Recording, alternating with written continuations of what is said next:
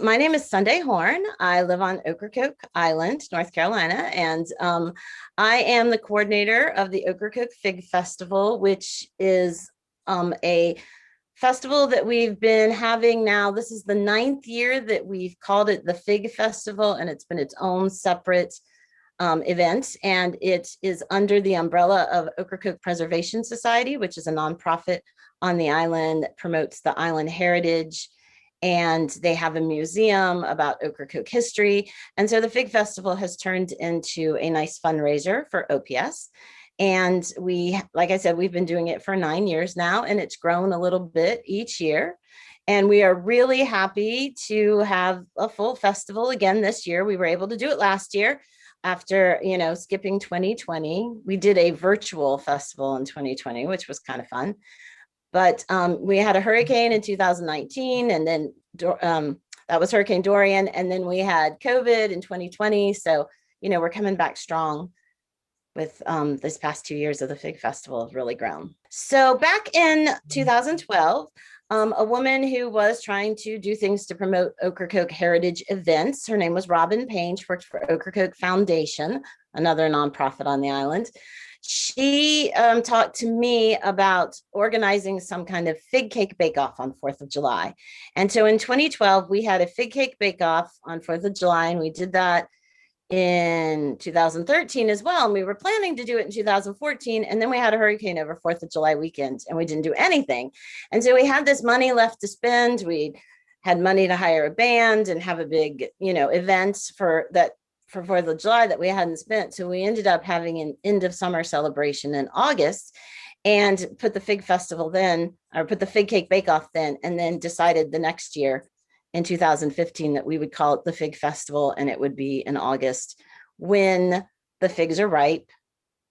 Because most people make fig cakes from fig preserves, so you could make a cake from last year's figs.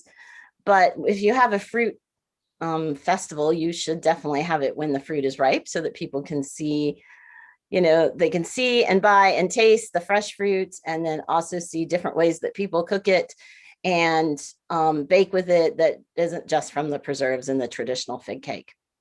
So we grew from that traditional fig cake bake-off to now we have an innovative cake bake-off. We have mixing figs with savory dishes. They go really well with cheese, with pork, with chicken. We're actually going to have a figs with fish or seafood category to enter into this year, because our special guest this year is Ricky Moore from the Salt Box Seafood Joint in Durham. And so his specialty is fresh local seafood.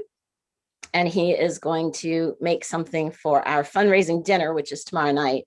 And that's a ticketed event. Everything else at the festival is free, but we do have this dinner on Thursday night before the festival, and with our special chef as a guest, and he's going to make us a fish dish with figs in it. We're really excited. One of the things that we really think that important at the Fig Festival, and by we, I mean me and the committee and the people at OPS, is that it's really important to us that we involve the entire community. Almost every older home here on the island had a fig tree. People have been growing figs here for as long as anyone can remember, that people have lived here.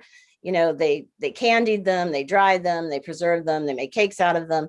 And so, we just try to involve the community. And so one of the ways that we do that and we get people excited about it is that we will advertise anywhere else that people are selling figs. And we've gotten many of the restaurants involved in putting fig items on their menus. So you can go to most of our eateries on the island and they are offering something, and most of them aren't desserts. You can get like a fig and prosciutto appetizer, or figs on a pizza, or figs on a burger. I mean, there's just an amazing variety of things that you can do with them. And so by getting the restaurants involved, we really try to spread the love of fig season. And so during Fig Week, we advertise where you can find figs.